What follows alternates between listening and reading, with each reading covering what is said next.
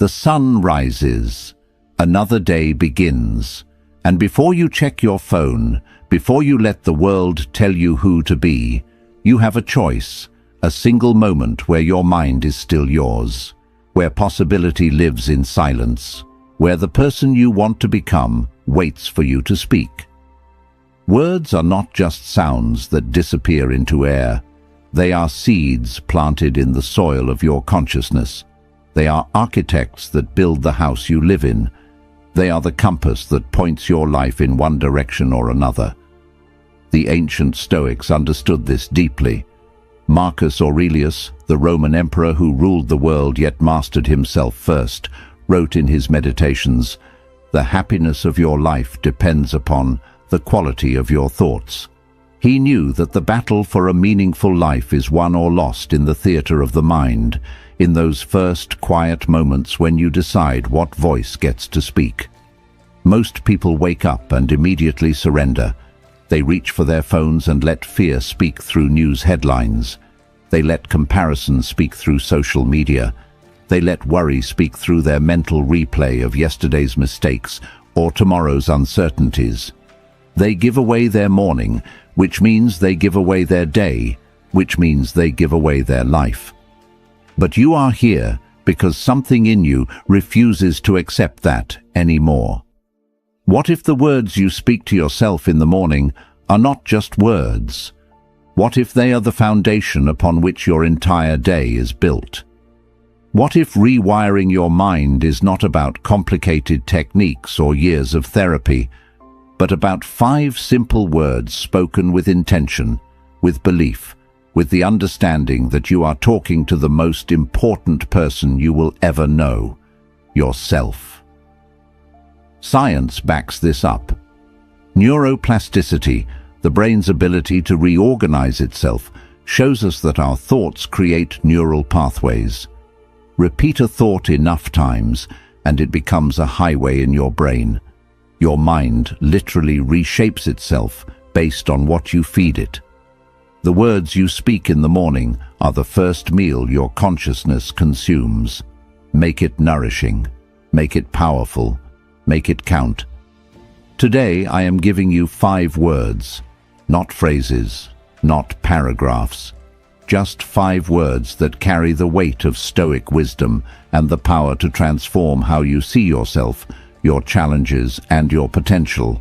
These are not magic spells. They will not work if you say them once and forget them.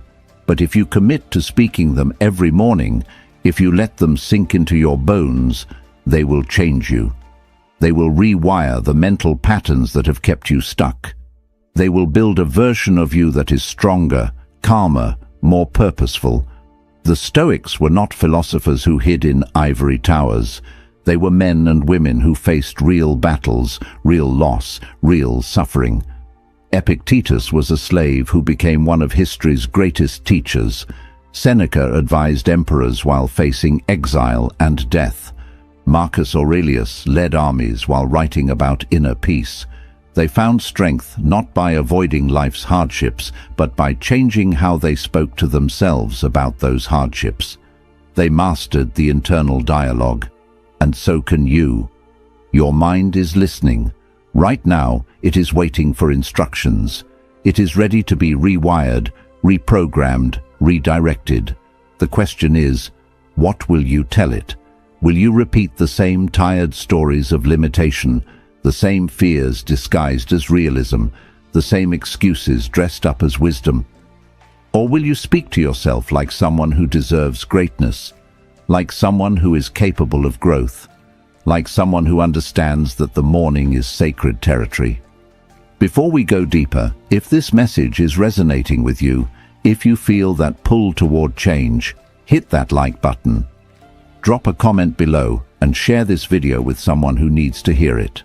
Subscribe to this channel because we are building something here, a community of people who refuse to settle for a mediocre inner life. And do not skip any part of this video. Every word matters. Stay with me until the end. Let's begin the rewiring. Drop this in the comments if it resonates. My words create my reality. Number 1. I choose my response. Life will hit you. That is not a possibility, it is a guarantee. The question is never whether hardship will come. The question is, who gets to decide what it means? Every morning when you say, I choose my response, you are claiming sovereignty over the one thing no one can take from you. Not your circumstances, not your emotions in the immediate sense, but your response. The space between what happens to you and what you do about it. Viktor Frankl, who survived the Nazi concentration camps, discovered this truth in humanity's darkest hour. He wrote, "Between stimulus and response there is a space. In that space is our power to choose our response. In our response lies our growth and our freedom." Think about what this means. Your phone buzzes with a message that changes your plans for the week. Your body aches from an old injury flaring up again. You see someone you care about making choices that hurt them. A dream you have been working toward hits an unexpected wall. In each of these moments, there is a split second where you stand at a crossroads. One path leads to automatic reaction, the path most people take. They collapse into helplessness. They let frustration consume their entire day. They build stories about why life is unfair. But when you wake up and say, I choose my response, you are training yourself to take the other path. The path of conscious decision. You are reminding yourself that you are not a leaf blown by every wind. You are not a puppet dancing on strings controlled by external events. You are a human being with agency, with choice, with power. This is pure Stoicism. Epictetus taught that we do not control what happens to us, but we absolutely control how we respond. He said there are things within our power and things outside our power. What is within your power? Your judgments, your intentions, your responses. What is outside your power? Almost everything else. The weather, other people's decisions, the past, the future. When you waste energy trying to control what you cannot control, you become weak. When you focus all your energy on what you can control, your response, you become unstoppable. Let me be practical. You wake up tomorrow morning. Before you check your phone, before you start running through your mental list of problems, you speak to yourself, I choose my response. You say it slowly. You say it with conviction. You are programming your mind for the day ahead. You are establishing your identity as someone who is not reactive, but responsive. Someone who is not controlled, but in control. Then life tests you. You receive news that a financial situation is more complicated than you thought. Your initial impulse is panic, maybe even despair. But because you started your day with those 4 words, there is a pause. A brief moment where you remember, I choose my response. You can still feel concerned. That is human. But you do not spiral. You do not catastrophize. You assess the situation calmly. You make a plan. You respond instead of react. Someone you trusted deeply lets you down in a way you never expected. The old you would have carried that betrayal like a stone in your chest for months. But you have rewired your mind. I choose my response. You decide to feel the hurt without letting it define your worth. You decide whether to have a conversation or to create distance. Either way, you are choosing. You are not being chosen for. You are the author, not the character being written. This is not about suppressing emotions. This is not about pretending everything is fine when it is not. This is about recognizing that between what happens and what you do next, there is power. Your power. The power to pause, the power to breathe, the power to ask yourself, who do I want to be in this moment? What response serves my growth, my peace, my values? The rewiring happens through repetition. Your brain has spent years, maybe decades, building automatic pathways that lead straight from trigger to reaction. You cannot erase those pathways overnight. but you can build new ones, stronger ones. Every time you say, "I choose my response" in the morning, you are laying down new neural tracks.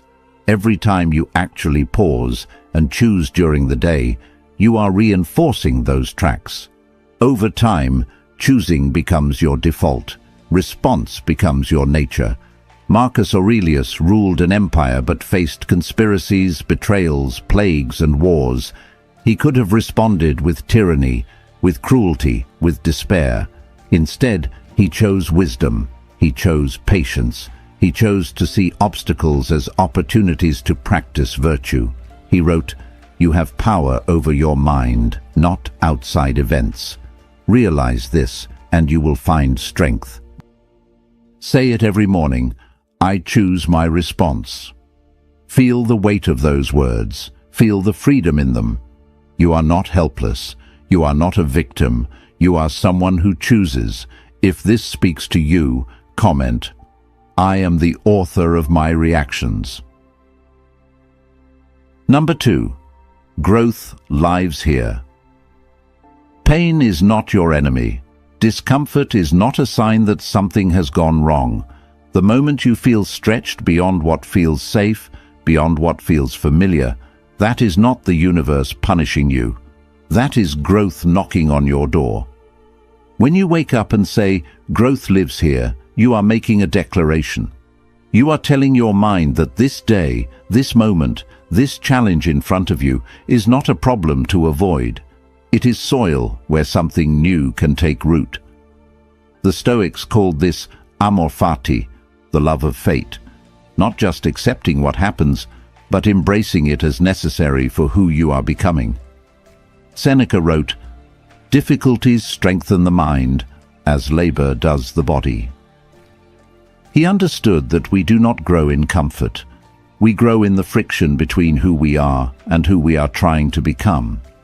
Most people spend their lives running from discomfort. They stay in situations that drain them because leaving feels too hard. They avoid difficult conversations because confrontation feels too scary. They keep their dreams small because reaching for something bigger means risking failure. They have convinced themselves that comfort equals happiness. But comfort is where dreams go to die.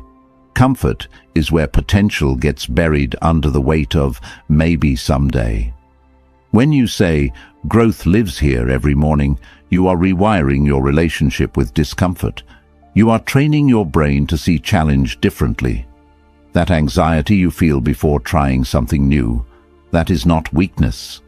That is your old self making room for your new self. That frustration you feel when progress is slow, that is not failure. That is depth being added to your character. That exhaustion you feel after pushing yourself, that is not breaking down. That is breaking through.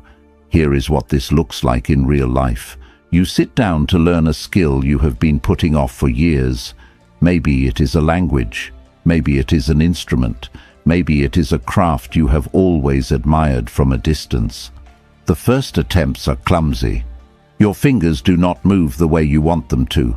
Your mind cannot hold all the information at once. Every instinct tells you to quit, to go back to things you are already good at, to protect your ego from this humbling experience. But you started your morning with growth lives here. So you pause, you breathe, you recognize this feeling. This is not failure. This is the feeling of neural pathways forming. This is your brain literally changing shape to accommodate new knowledge. You stay with it. Not because it feels good, but because you have trained yourself to see discomfort as a sign you are on the right path. Or maybe the discomfort is emotional. A relationship in your life needs a boundary you have never set before. Your heart races at the thought of the conversation. Your mind offers you 1,000 reasons to stay silent, to keep peace, to avoid rocking the boat. The fear feels overwhelming because you are about to do something your nervous system has been programmed to avoid. Prioritize your needs when it might disappoint someone else. Growth lives here. Right here in this fear. Right here in this moment where you are choosing yourself, even though it is terrifying. The old neural pathways are screaming at you to retreat, but you are building new ones, stronger ones, ones that understand that loving yourself sometimes means making others uncomfortable, that respecting yourself sometimes means other people will not understand, that growing sometimes means outgrowing. Epictetus was born into slavery. He could have spent his life in bitterness, cursing his fate, wishing for different circumstances. Instead, he found freedom in the one place no chains could reach, his mind. He grew in those conditions, not despite them, but through them. He later taught, "It is not what happens to you, but how you react to it that matters." His entire philosophy was born from finding growth in the harshest soil. This is not about toxic positivity. This is not about pretending hardship is a gift. Some things that happen to us are genuinely terrible. Grief is real. Loss is real. Injustice is real. But even in those dark valleys, even when growth feels like the last thing on your mind, the truth remains. You can either let suffering diminish you, or you can let it deepen you. You can emerge bitter, or you can emerge better. Not because suffering is good, but because you have the power to decide what you do with it. Say it every morning. Growth lives here. Say it when things feel easy and when things feel impossible. Say it when you are excited and when you are exhausted. You are teaching your mind to see every moment as an opportunity. You are building a version of yourself that does not shrink from challenge. You are becoming someone who understands that the best things in life live on the other side of what scares you most. Comment below if you're ready. I welcome the discomfort of becoming. Number 3. Today matters most. Yesterday is a ghost. Tomorrow is a promise no one can guarantee. But today? Today is breathing. Today is here.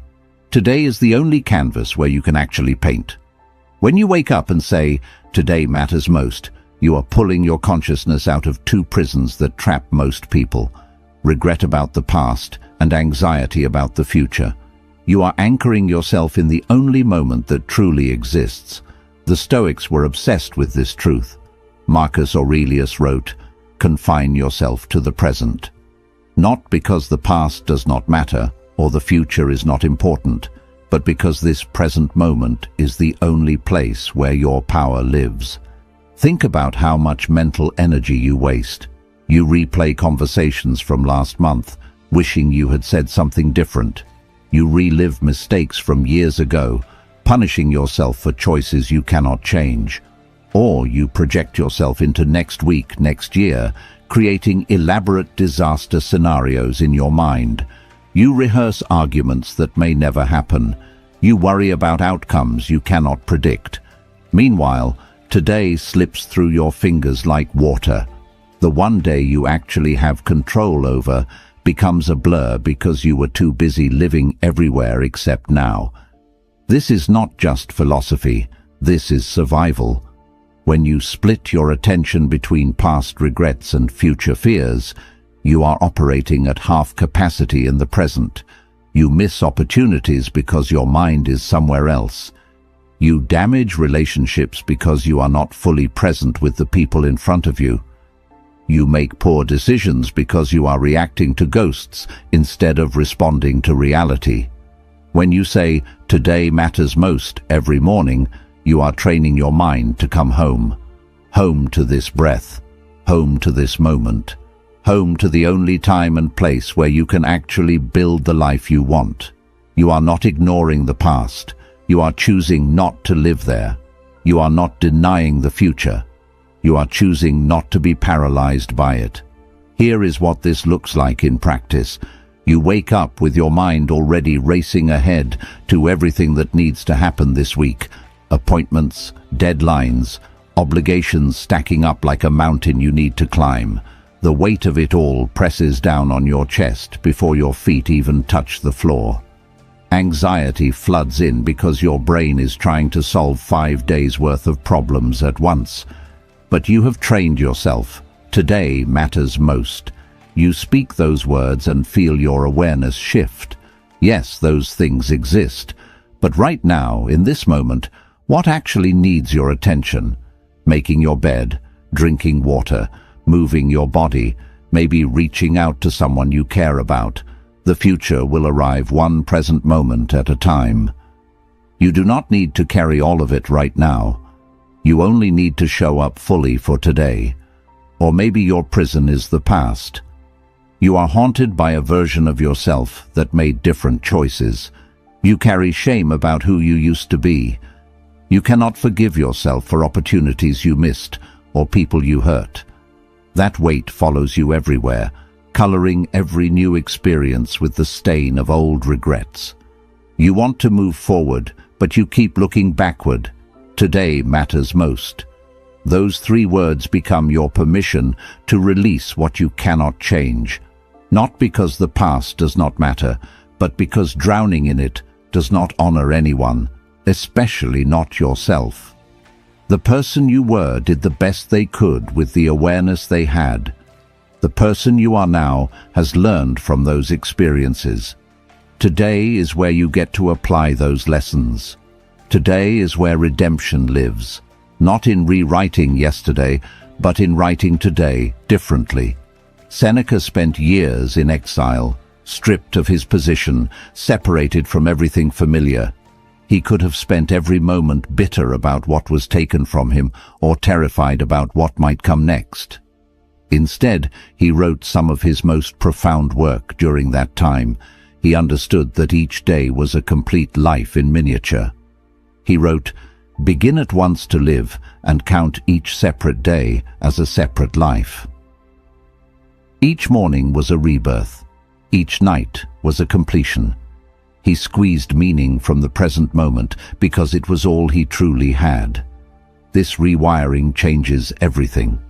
When you stop mortgaging your present happiness for future achievements, you actually become more effective. When you stop bleeding energy into unchangeable past, you have more strength for today's challenges. You become someone who is here, fully here, present in conversations, alive in experiences, engaged with what is rather than haunted by what was or paralyzed by what might be. Say it every morning. Today matters most. Let those words pull you into now. Let them remind you that this day, this unrepeatable collection of hours, is your real life. Not someday, not back then. Today, right here, right now.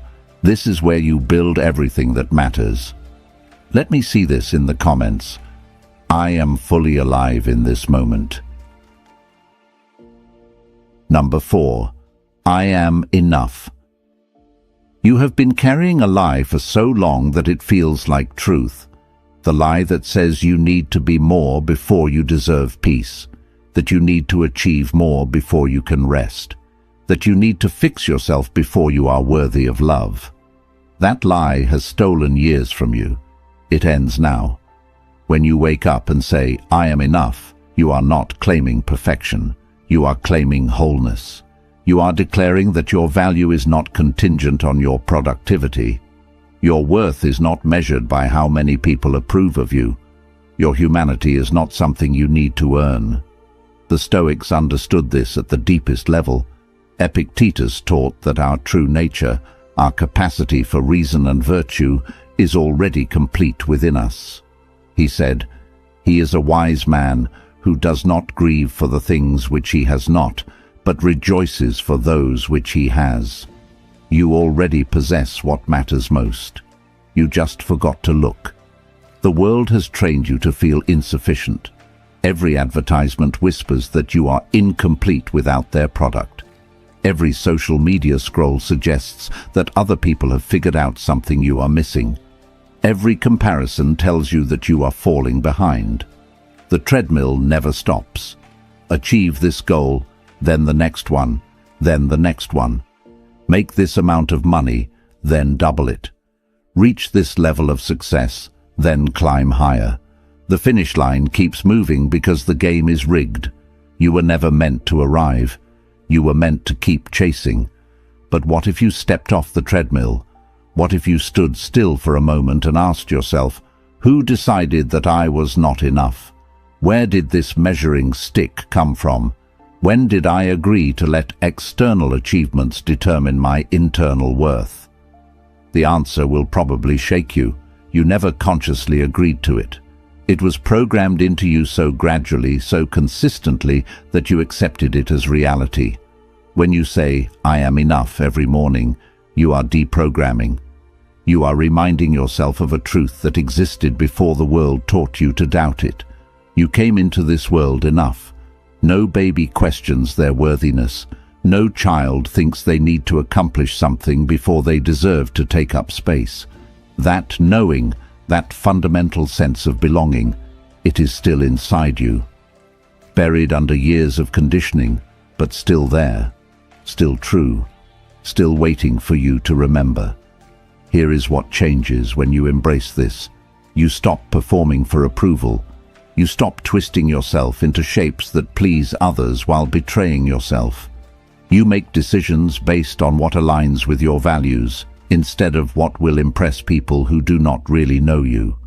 You say no without guilt. You say yes without needing permission. You exist without apology. Someone questions your choices. In the past, their doubt would have sent you into a spiral of self-questioning. You would have spent hours, maybe days, defending yourself internally, trying to prove to a phantom jury that you made the right call, seeking validation from people who are fighting their own battles with enoughness. But you have rewired your mind. I am enough. Their opinion is just that, an opinion. It does not define your reality. It does not determine your worth. You can consider their perspective without being destroyed by their disagreement. Or maybe the voice of not enough comes from inside. You look in the mirror and see every flaw magnified. You review your life and see only what is missing, never what is present. You compare your chapter 3 to someone else's chapter 20 and feel like a failure. The inner critic is relentless, picking apart everything you do, everything you are. It sounds like protection, but it is actually poison. I am enough. When you say those words, you are not silencing the inner critic permanently. You are choosing not to let it have the final word. You are acknowledging the voice without obeying it. You are saying, I hear you, but I do not serve you anymore. Your worthiness is not up for debate. Your enoughness is not determined by your thoughts about yourself on your worst days. Marcus Aurelius, the most powerful man in the known world, still struggled with this. He wrote reminders to himself about his own insignificance in the grand scope of the universe, not to diminish himself, but to free himself from the pressure of needing to be more than human. He knew that accepting his limitations was not weakness. It was wisdom. He wrote, "Very little is needed to make a happy life. It is all within yourself, in your way of thinking. Everything you need to be whole is already inside you." Say it every morning, I am enough. Say it even when, especially when, you do not believe it yet. You are not trying to convince yourself of a fantasy. You are reminding yourself of a fact that the world made you forget. You are complete. You are whole. You are enough. Share this affirmation below. My worth is not negotiable. Number 5. I release control. Your hands are tired from gripping so tightly. Your mind is exhausted from trying to orchestrate outcomes you were never meant to control. You have been fighting a battle you cannot win, trying to force life to follow a script only you can see. And the cost? Peace. Presence. The ability to breathe without anxiety tightening around your chest.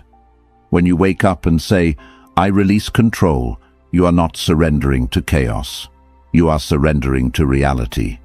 You are acknowledging a truth that the Stoics built their entire philosophy around, There is what you control, and there is everything else. And everything else is almost everything. Epictetus drew a clear line. He taught, "Make the best use of what is in your power, and take the rest as it happens." This is not passivity. This is power, real power. The power that comes from knowing where your influence ends and acceptance must begin. Think about what you have been trying to control, other people's opinions of you, how quickly your dreams manifest, whether people you love make the choices you think they should make, the timeline of your healing, the behavior of strangers, the outcome of situations where you have done everything you can. You cannot control any of it, but you have spent so much energy trying, energy that could have gone toward what you actually can influence, your effort, your attitude, your growth, your responses. The illusion of control is seductive. It makes you feel safe. If you can just plan perfectly, anticipate every variable, manage every detail, then nothing bad will happen. But life does not work that way. The tighter you grip, the more life slips through your fingers. The more you try to micromanage outcomes, the more suffering you create for yourself. Because control is a myth, and chasing myths is exhausting. When you say, "I release control" every morning, you are practicing one of the most difficult and most liberating skills a human can learn. You are training yourself to distinguish between influence and control. You can influence many things. You can show up with intention. You can do your best. You can communicate clearly. You can set boundaries. You can make plans. But after that, after you have done what is yours to do, you have to let go. You have to trust. Not trust that everything will work out the way you want.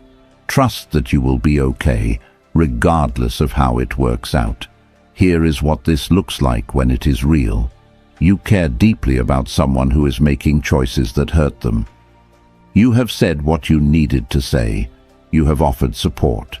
You have shown up in every way you know how. But they are still on a path you cannot walk for them. Every instinct in you wants to save them, to control their decisions, to force them into the life you can see they deserve. But you cannot. And the grief of that powerlessness sits heavy in your chest. I release control. You say those words and something shifts, not in their life, but in yours. You can still love them. You can still be available, but you stop carrying responsibility for choices that are not yours to make. You stop letting their journey steal your peace. You recognize that everyone, including people you love, has their own path, their own lessons, their own timing. Your job is not to control their story. Your job is to live yours with integrity. Or maybe what you are trying to control is time itself. You have a vision for where you should be by now, a checklist of milestones you were supposed to have reached. But life had different plans, detours you did not choose, delays that made no sense, doors that closed when you were certain they would open. And now you are angry at time, at the universe, at yourself, for not being where you thought you would be. I release control. The timeline is not yours to dictate. You can work hard, you can stay committed, but you cannot force readiness before its season. You cannot rush what is still forming. Seneca wrote during his own period of forced waiting, "Luck is what happens when preparation meets opportunity." Your job is the preparation. The opportunity's timing, that is not in your hands. And accepting that does not mean giving up. It means showing up fully for today while releasing your grip on tomorrow. Marcus Aurelius led armies but could not control the outcome of every battle. He governed an empire but could not prevent plague, betrayal, or death. He learned to focus on what was his character, his decisions, his responses. He wrote, "You always own the option of having no opinion. There is never any need to get worked up or to trouble your soul about things you cannot control." He found freedom not by controlling everything, but by releasing what was never his to control. Say it every morning, I release control. Feel your shoulders drop. Feel your jaw unclench. You are not giving up. You are giving over. You are trusting life enough to stop fighting it. You are becoming someone who influences what they can and accepts what they cannot. And in that acceptance, you will find a peace you have been searching for in all the wrong places. Type this if you feel it. I trust the process beyond my control. 5 words, 5 mornings, 5 keys to unlock a mind that has been holding itself prisoner. I choose my response. Growth lives here. Today matters most. I am enough. I release control. These are not just words. They are the foundation of a new internal architecture. They are the language of someone who has decided that their inner world matters more than their outer circumstances. They are the voice of a person who understands that rewiring the mind is not a luxury. It is survival. The Stoics did not develop these principles in times of ease. They forged them in exile, in slavery, in war, in grief, in the messy reality of being human, when being human is hard. They left us a roadmap, not because they had all the answers, but because they asked the same questions you are asking now. How do I find peace in chaos? How do I grow through pain?